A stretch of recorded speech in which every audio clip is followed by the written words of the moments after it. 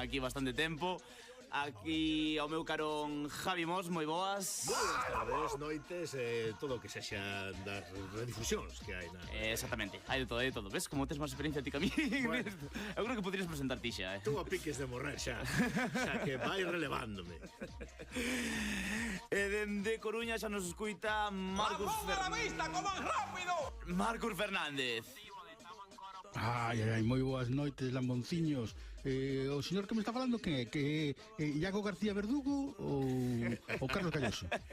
Creo que non me queda un pouco. Non me metades máis presión xa da que teño por ter que facer esta sustitución, que me Pésalle o apelido moitísimo. Este rapaz ven cun peso extra, unha mochila aí que... A Lambón non le gusta que le digan Lambón porque se ofende. A Cidre non lle podemos deixar o maquinillo, que non vai parar hoxe cas. É que está apoiado, tipo. Claro, está co cómodo encima do teclado e van soando todos. Vai dando show. Van soando todos. Que tal a fin de semana por Coruña, Marcus?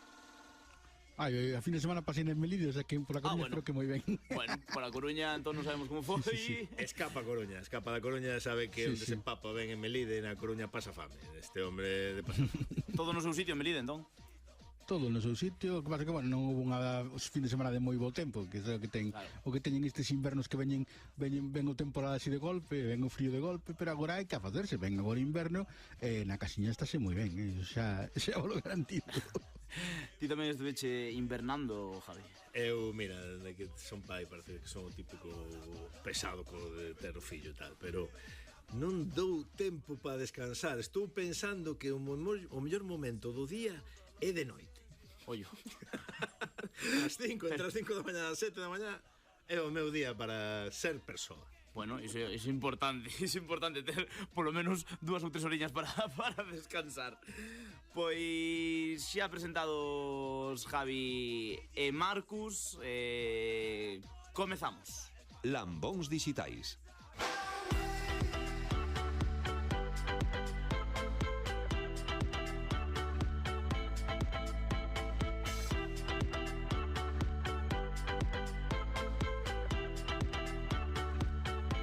Pois comezamos este Lambóns dixitais, como sempre, nesta primeira sección na que lle aplicamos máis seriedade dentro da medida. O relevante, Iago, o relevante. O realmente relevante deste programa son os invitados. Sí, exactamente. Se non lle aplicamos nós, terá que implicar ya que os convidados.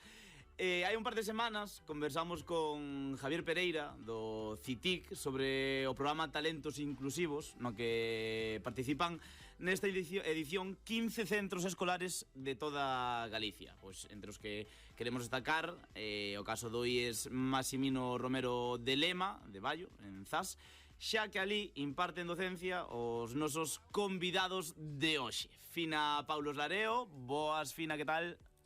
Hola, boa tarde. E Óscar Manuel Reicalo. Que tal, Óscar? Hola, que tal? Como estamos? Eles son os auténticos pioneiros no uso da IA no ensino, podríamos decir. Fina, no teu caso, comezando un pouco polo programa de talentos inclusivos, como viven os estudantes a participación nunha iniciativa deste xeito? Pois Talentos Inclusivos é un programa que nos ofrece unha oportunidade única para o noso alumnado, xa que non só é unha experiencia que non só lle vai proporcionar coñecementos, senón tamén moitos valores que imos a traballar con eles, que se non o fixéramos a través deste tipo de iniciativas, na aula é algo moi difícil de traballar con eles. Poderíamos dicir que é máis un interese pola aplicación da tecnoloxía ou polo descubrimento en sí de algúns contextos humanos que lle resultan raros para eles, totalmente así, alleos, non? Poderíamos decir. Hombre, primeiro, evidentemente que hai unha curiosidade pola tecnoloxía, por traballar cousas diferentes que, como comentaba, na aula moitas veces non podemos, pero o alumnado pronto se vai dando conta que detrás destes retos, destes traballos, hai toda unha serie de persoas que teñen unhas realidades moi distintas ás súas. Nós o que vimos que en moitos casos moitos rapaces non coñecen as realidades destas persoas que, vamos, coas que traballamos neste programa de talentos inclusivos. Nos consideramos que este tipo de programas pois é unha oportunidade única na que non só estamos a falar de innovación tecnolóxica, senón tamén de educar o alumnado en valores e en cidadanía, algo moi importante hoxe en día. Óscar, dende o punto de vista tecnolóxico, contanos un pouco cales foron as solucións que desenvolvestes nas anteriores edicións do programa e tamén un pouco, pois, si sabedes xa que o que vades facer neste curso. Bueno, nós un pouco estamos traballando a través de varios campos, non? Tanto Fina como eu traballamos no eido da inteligencia artificial e na educación digital, polo tanto, os dos proxectos que presentamos no ano pasado pois circunscribirse bastante a este eido. Non que buscamos, fundamentalmente, mediante a metodoloxía de aprendizaxe servizo, pois crear aplicacións que melloren a calidade da vida das persoas. Neste caso, o ano pasado presentamos dúas propostas, unha delas para facilitar a comunicación dunha persona que non pode falar con dificultades na fala, que ten parálise cerebral, pois o que se fixo foi traballar a través de polos creativos, traballamos desde madeira hasta a propia codificación en Python, que ao final dou lugar pois a un lector de pictogramas totalmente estandarizado, que o que fai é, utilizando tarxetas NFC, cando pois o usuario de Aspace colocaba a tarxeta encima do dispositivo, leía e, polo tanto, era capaz de emitir, reproducir, describir esa acción, pois ir ao baño, comer, cousas que para nós pois son moi básicas, para unha persona que padece pois parálise cerebral, pois lle cambia completamente a vida, non? A outra aplicación era precisamente para unha persona con Alzheimer, que está nun estadio inicial onde empeza a perder pois a capacidade para recordar como se utiliza un electrodoméstico, por exemplo, pois gracias pois aos traballos feitos polo alumnado de cuarto de ESO, pois puderon artellar unha aplicación que lle permitía recordar isto, non? Utilizamos aí a inteligencia artificial, por exemplo, pois para clonando voces pois conseguir que as instruccións se daran no idioma target, no idioma o que utilizaba o usuario. Por lo tanto, son prototipos que se poderían evidentemente despois levar a calquer outro lado. É ben interesante ver pois, a labor que ten aquí a inteligencia artificial, que moitas veces é moi denostada, pois porque precisamente permite elevar hacia un obxectivo pois a persoas, neste caso de terceiro e cuarto de ESO, que ainda non teñen pois esas bases de programación consolidadas, ainda que traballan con a programación por bloques, pois permítelles evidentemente chegar a ese obxectivo final mediante prompts, utilizando ferramentas como Cloud ou Poe, pois poden chegar a codificar, non? En Python unha aplicación totalmente finalizada e incorporada despois mediante unha Raspberry, pois que leva un lector NFC, permite pois ler esos pictogramas. E o ano anterior, intento non estenderme moito, o que fixemos foi unha cousa parecida, pero con unha reproducción de vídeo animando a fotografía do usuario da Aspace, poñéndolle voz, evidentemente, para sempre co consentimento da persona que vai a ser usuario, poñéndolle voz a ese vídeo que lle dá animación a súa fotografía, pois permitía tamén con pulsadores comunicarse, escoller a mensaxe e reproducir a mensaxe. Que chulo. Moi ben, a verdade que está moi interesante a cousa. Quedachedes moi calados. Estaba analizando. Eu teño agora unha especie de dúbida interna, teño unha cousa no corazón que me levantisa no peito, porque, a ver, que cando dicimos vai o zas, a xente xa di directamente o profesor Jorge Mira. Claro, se empezamos a falar moito de vos, empezan a dicir Fina e Óscar, vámonos, vais a falar con nós, mira. Iso non lo podemos permitir, que non lo atopamos de moitos saraos. Claro, que agora teño que darlle os parabéns a Fina, porque o ano pasado foi escollida como a segunda mellor docente de España de ESO bacharelato nos 8º premios Educa a Banca. Claro, unha vez que se recoñece o que estades a facer e tal, que podemos entender de que se vos recoñeza o vosso traballo con premios? É que agora mesmo estamos nun contexto no que os novos enfoques pedagóxicos están a ser ben recibidos. Podemos ser optimistas neste ámbito? Bueno, antes de nada, moitísimas grazas. Bueno, a nivel de, o primeiro en relación ao que me comentas do tema dos premios, pois eu tomeino pois como algo increíble porque fui nominada pois polo meu alumnado, como ben comentas, pois dun IES da zona da Costa da Morte, un instituto pequeno do rural galego. O meu obxectivo, igual que o de Óscar cando traballamos, pois é defender a educación pública en galego. Se podemos ser optimistas, por suposto que sí. Nós pensamos que desde un instituto pequeno tamén podemos facer pois grandes cousas, xa que nós apostamos pola equidade, pola lingua e polo noso territorio. O que é a innovación, pois decimos que non só é patrimonio ou que non só a pode levar a cabo pois os centros educativos das grandes cidades, que teñen evidentemente pois máis recursos e que poden acceder a moitas máis posibilidades, senón que tamén pois en lugares como o noso, un centro pequeniño, pois tamén podemos facer moitísimas cousas sempre pois con moitas ganas. Pois no meu caso, pois o ano pasado, pois gracias ao apoio do alumnado, que por certo, pois este ano volveron a nominarme a min en secundaria e a Óscar en formación profesional, con lo cual estamos agora á espera da decisión final que se tomará agora o 31 de decembro.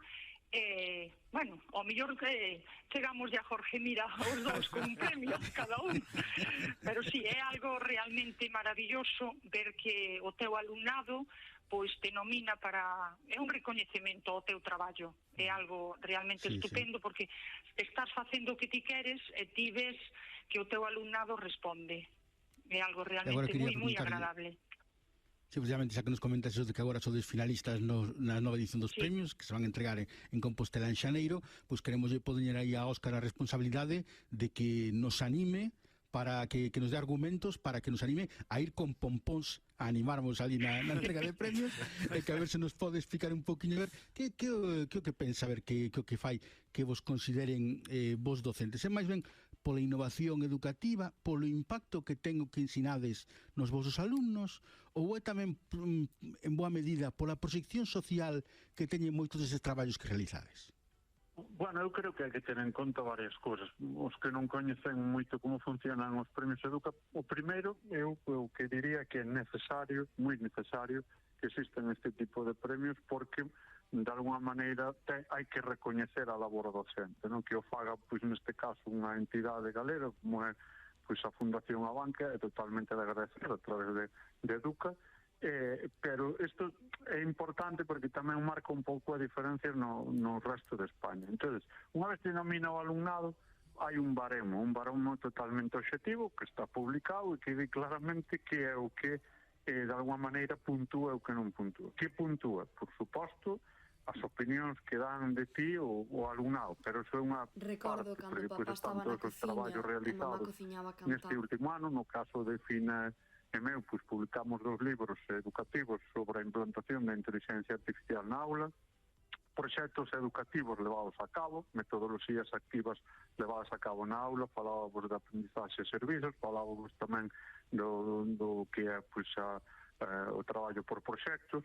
Despois tamén, obviamente, está a proxección social, evidentemente todo o traballo que se fai pois xenera moito impacto en prensa e medios de comunicación. Tamén hai unha transferencia de coñecemento, pois, por unha parte que nós recibimos, cursos recibidos, por outra parte, cursos que nós tamén impartimos, participación en congresos, publicacións de artigos científicos. Bueno, este ano foi un ano, desde o punto de vista de traballo para min, bastante intenso, e eu creo que unha vez que entras dentro de, o sea, eres nominado por o alumnado, pois obviamente estar entre os 10 primeiros, eu baixo o meu punto de vista, sin ánimo de ser para nada pois fachendoso, non me parece, non me sorprendía para nada estar entre os 10 primeiros, porque si traballou todo o mundo o nivel que traballamos nós este último ano, daquela estaba claro que si podía haber a sorpresa, pero é que fixemos un traballo moi intenso, entonces ao final bueno, pois é un recoñecemento estar aí. Tamén vos lo digo, gañemos ou non gañemos, para mí o importante é que se poña o foco na docencia, que se poña o foco precisamente na xente que estamos ao pé do cañón para sacar adiante a educación pública galega en galego, e iso para mí é o relevante. Precisamente, eso, Óscar, comentabas isto dos libros que escribichedes, e gustaríame que Fina pues, nos comentara un pouco, a ver, do libro este que sacaste de Inteligencia Artificial na aula. Aí nese caso, a miña dúbida sería en plan de, neste contexto actual, no que parece como que a inteligencia artificial se ve como unha trampa que utilizan os rapaces para facer as tarefas dunha maneira sen esforzo, é difícil evangelizar no contexto dunha IA que realmente pode ter unha utilidade. Bueno, antes de nada, é ben certo que dende fora pois hai a idea de que a IA pode parecer unha ferramenta pois que resta esforzo ao alumnado ou que incluso pois que a pode empregar pois para facer o examen ou os traballos da aula. Pero tamén é ben certo que antes de que aparecera este boom da inteligencia artificial, todos sabemos que había internet, que tiñamos a Google, ou aquel alumnado pois, que tiña ou que ten as posibilidades, pois hai as clases particulares, ou hai algunha persoa detrás pois, que o pode axudar nas tarefas escolares. Tanto Óscar como eu, unha das cousas que defendemos e que sempre intentamos transmitir en todas as formacións nas que damos é que a inteligencia artificial é un recurso que veu para potenciar o que é a creatividade, a reflexión crítica e, evidentemente, a aprendizaxe personalizada. Nós vemos que, como docentes, o emprego de moitas ferramentas de inteligencia artificial o que nos permite é pois, gañar tempo, en vez de estar pois, X horas facendo unhas tarefas que moitas veces son moi rutinarias, o que nos permiten é facer algo dun xeito moito máis rápido e gañar tempo para logo pois chegamos á aula e poder sentarnos con ese alumno, con esa alumna que necesita da nosa atención personalizada, que estemos ali con el, pois, explicándolle as cousiñas dun xeito, pois, tú a tú. Evidentemente, unha cousa que nós sempre decimos é a inteligencia artificial vaiche dar moitas respostas, vaiche facilitar as cousas, pero non todo o que nos dá a inteligencia artificial temos que dalo por válido, por correcto. Nós somos as persoas que teñen o coñecemento, as persoas que sabemos e que temos que valorar se esos resultados que as ferramentas nos ofrecen, se son válidas, se están ben ou non, e se son correctas e adecuadas pois para o contexto de aula no que estamos a traballar. O que hai que facer é, evidentemente, pois intentar traballar fomentar o que é o uso da inteligencia artificial desde o punto de vista ético e responsable. Nós pensamos que ningunha ferramenta de inteligencia artificial vai a sustituir o profesor. O que temos que facer é formarnos e intentar sacarlle o máximo partido posible. Para que? Para mellorar o que é o proceso de ensino e aprendizaxe pois, do noso alumnado, evidentemente. Increíble, Fina, Óscar, o traballo que estades facendo, ademais do que comentabades, non? Vindo cuns medios o mellor que ao comezo non eran tan avanzados como pode ter outra xente, non? Para levar este tipo de traballos a cabo, ainda máis tedes máis mérito, non? Por facelo dese xeito. Noraboa por todos os premios que recibistes, polos que podedes recibir e polos que estades nominados, seguramente estaremos aí pendentes de que así sexa, e moitas grazas por compartir este intre aquí nos Lambóns Dixitais. Moitísimas grazas a vos. Grazas, saúdos. En